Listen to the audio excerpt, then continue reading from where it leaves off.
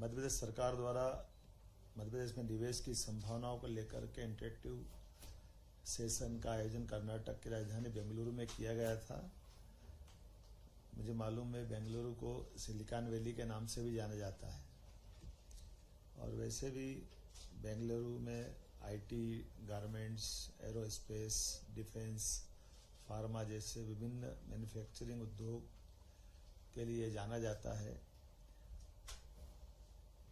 बेंगलुरु में interactive session के अंतर्गत आईटी, टेक्सटाइल, गारमेंट्स, फार्मा जैसे उद्योग सेक्टर के उद्योगपतियों को आमंत्रित किया गया।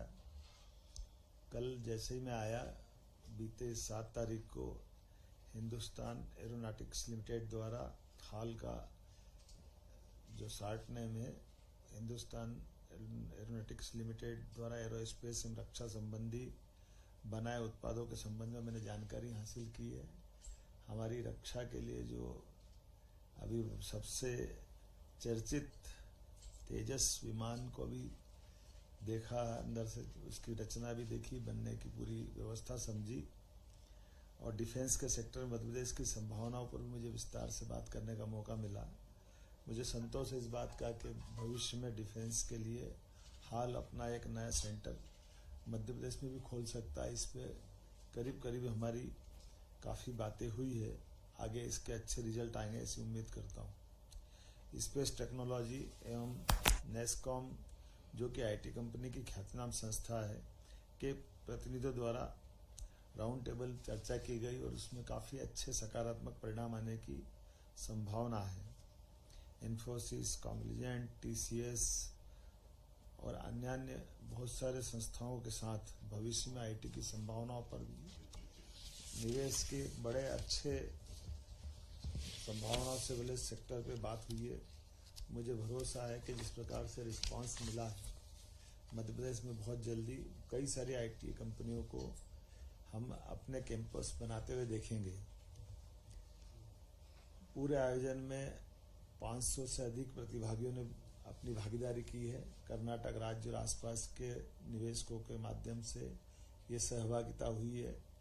30 से अधिक उद्योगपतियों से 1-to-1 मीटिंग की गई, जिसमें Lab India private limited, Reliance consumer products limited, N India, Google, DHL global, tech Mahindra, Groww, Microsoft, Kaynes technology, AGI, Glaspac एवं किर्लोस्कर सिस्टम प्रमुख है। NVIDIA ने मध्य प्रदेश को भारत के इंटेलिजेंस राजधानी के रूप में स्थापित करने का एक ब्लूप्रिंट तैयार करने का सुझाव भी दिया है। गूगल क्लाउड ने कुशल कार्यबल को बढ़ाने के लिए मध्य प्रदेश में startup hub centre of excellence की स्थापना का प्रस्ताव दिया है। 10 से अधिक औद्योगिक संगठनों के प्रतिनिधियों ने सहभागिता की है।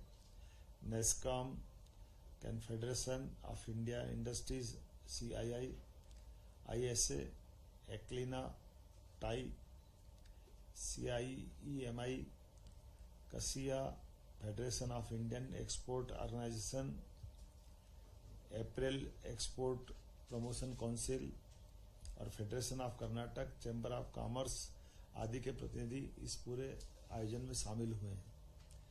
कर्नाटक में 15+ अंतर्राष्ट्रीय राजनयिकों की भागीदारी।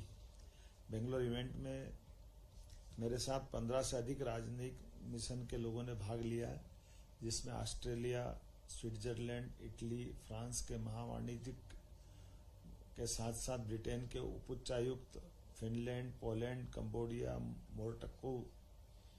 Morocco, Peru, Tunisia, Namibia, Spain इत्यादि के मानद वाणिज्य दूत भी यहाँ मेरे साथ शामिल हुए हैं और नई टेक्नोलॉजी के आधार पर अलग अलग प्रकार के सभी राजनयिकों के साथ उनके अपने व्यापार व्यवसाय से देश के साथ मध्य प्रदेश का संबंध बने, इस पर परस्पर चर्चा की गई। विभागों द्वारा हमारे मध्य प्रदेश की तरफ से भी 4 प्रकार के प्रेजेंटेशन दिए गए। पहला हमारा औद्योगिक निवेश नीति और निवेश प्रोत्साहन विभाग, हमारे PS राघवेंद्र सिंह जी ने इसमें अपनी बात रखी। साइंस टेक्नोलॉजी श्री संजय दुबे जी ने विस्तार से बात बताई और अपनी आईटी की नई पॉलिसी को भी हमने यहाँ लॉन्च किया है। सूक्ष्म लघु एवं मध्यम उद्योग विभाग के लिए नवनीत कोठारी जी ने बात रखी है। टूरिज्म को लेकर विदिशा मुखर्जी ने अपनी पर्यटन की पॉलिसी बताते हुए निवेशकों को आकर्षित करने के लिए अपना प्रेजेंटेशन दिया है। निम्न कंपनियों के प्रतिनिधियों द्वारा उनके अनुभव साझा किए गए हैं। मणिपाल ग्रुप के पद्मश्री श्री मोहनदास पाई ने अच्छे से अपने विचार साझा किए और मध्य प्रदेश में बड़ी संभावनाओं पर विस्तार से बात की है।